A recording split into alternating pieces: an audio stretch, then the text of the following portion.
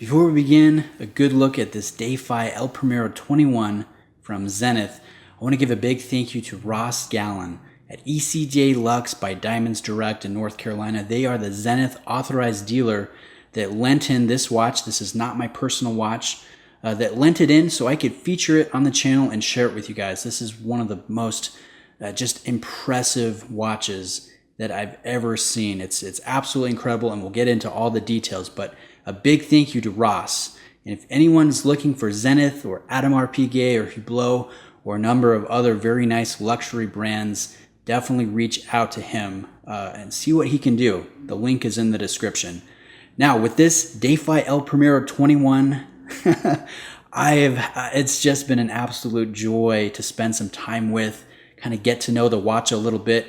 I've been supremely impressed by a number of things. So we're going to go through the watch piece by piece, talk about what's great here, what could be improved in the future, and hopefully you guys get a good sense of what this watch is like to hold and use in person, because it's really, really cool. Now, one of the things that really just grabbed me from first glance was all the depth and variety to this design. There is a lot going on, not just because there's a skeletonized watch, but I mean, if you take a look at this, there is beautiful movement architecture. It's not just a hodgepodge thrown together, put an exhibition window on the front and the back. This is well thought out. The designers did a fantastic job.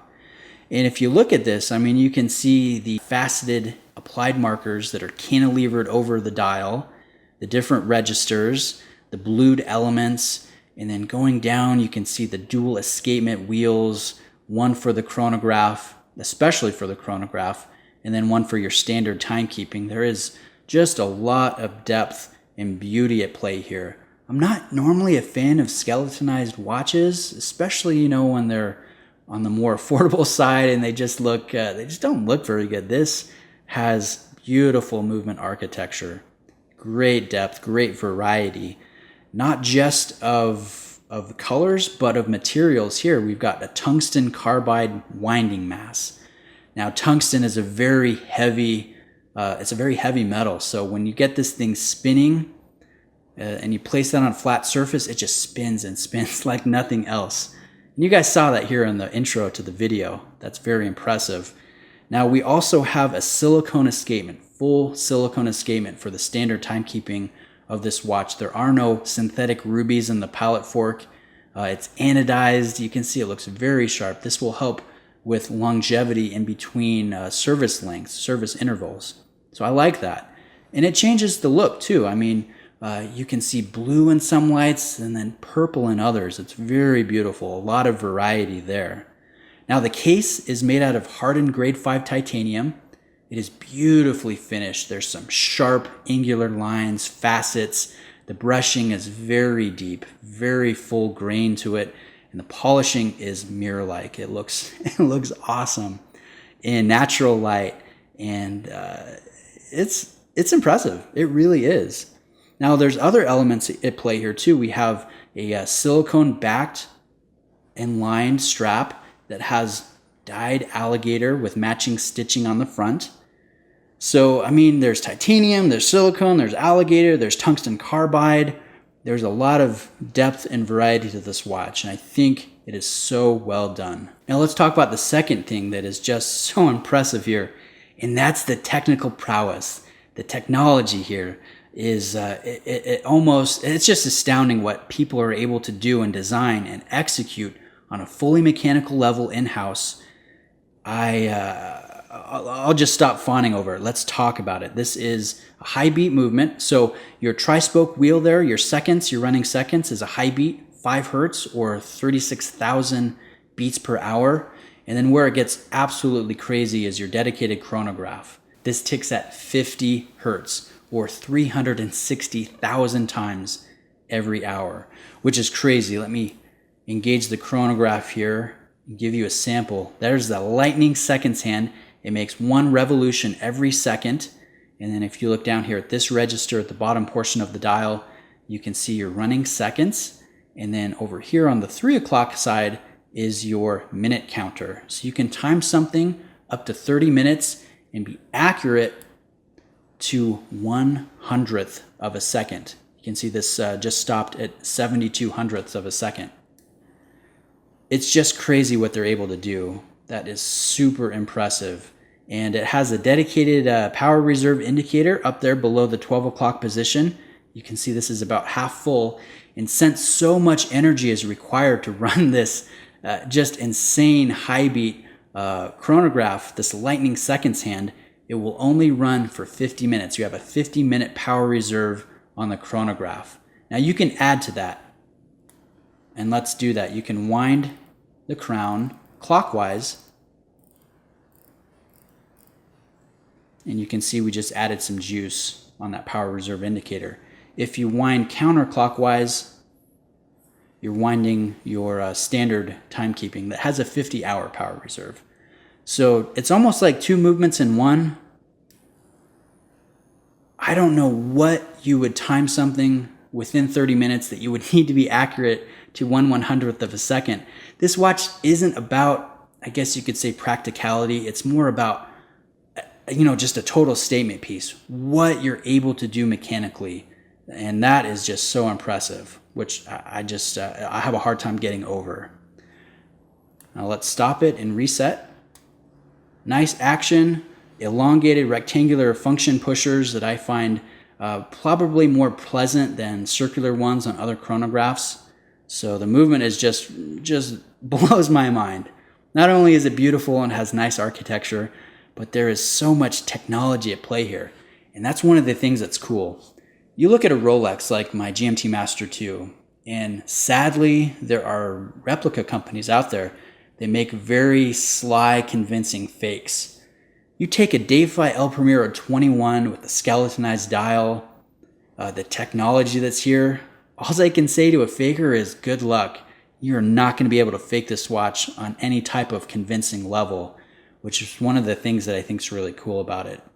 Now let's talk about some negative aspects here. What would be those? I know a lot of comments in my unboxing is, wow, that's really beautiful, but how are you supposed to tell the time? It's illegible. Now I will say, it's no dive watch. It's no Rolex with maxi applied markers on a black enamel dial. But if you spend a little bit of time with the watch, your eyes kind of adjust to it. And the cantilevered applied markers with the Super Luminova, they actually do pop pretty well. And I haven't had any issues at telling the time. It might take a half second longer to gauge the time than it would, looking at my GMT Master 2, but it really isn't a big difference. And I don't think it's a big deal. One thing that's kind of interesting, again, this is kind of showing the thought process that went into this watch, is look at the size of those applied markers. On this side of the dial, they're a little bit longer. On this side, they're a little bit shorter. They want you to look at the escapements, the dual escapements that they have here. They want you to be impressed with all the technical prowess and beauty to this movement and this architecture. I really like that. I think that's really cool. Now, one thing about this is a total statement piece.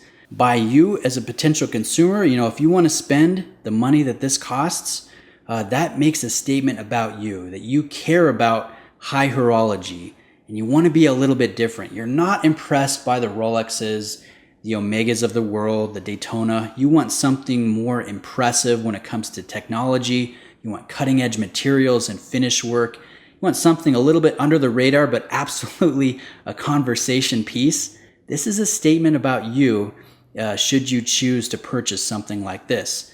Not only is it a statement about you, but it's also a statement by Zenith.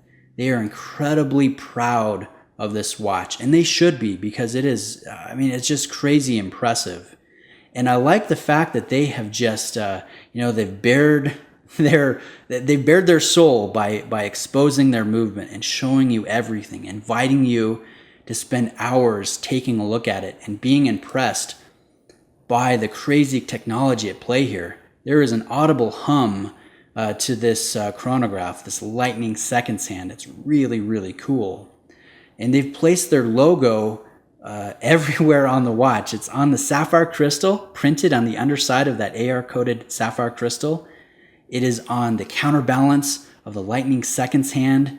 It is on the sign crown here.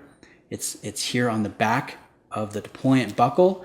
It's here in the folding portion. It's here in relief in the folding portion. The tungsten carbide rotor is the star. It's printed on the back of the silicone or the rubber strap. You can see it engraved here on the case back. It is even found on your full silicone anodized escapement wheel ticking down there. I'll put in some pictures of that. That is the star form. So Zenith is incredibly loud. They're making a statement about what they're able to accomplish, and I have just been incredibly impressed. In fact, this watch is so impressive, and being able to spend a week with it has convinced me that I need a Zenith in my permanent collection, one that I could wear alongside my GMT Master 2. And I think the one for me is going to be the Defy Classic in 41, skeletonized. I really like how Zenith does these open dials on a full titanium bracelet. I think that one is the one that I would personally enjoy the most. So when it comes time for that later on this year, hopefully, I'll be reaching out to ECJ Lux by Diamonds Direct. I'll be talking to Ross Gallen, seeing what kind of deal he can get me. If any of you are in a similar situation, you're looking at Zenith, you're looking at AP, definitely give Ross a message. Give him a call, see what he can do for you. So I'll leave it there. Big thank you if you've stuck around for the whole video. I hope you guys have enjoyed taking a good look at this and that you've got an accurate sense of just how impressive and beautiful this piece of high horology is. Zenith is an awesome brand. So thank you for watching. Let me know if you have any questions. Again, there's links to ECJ Lux by Diamonds Direct in the description, and I'll see you guys in the next video.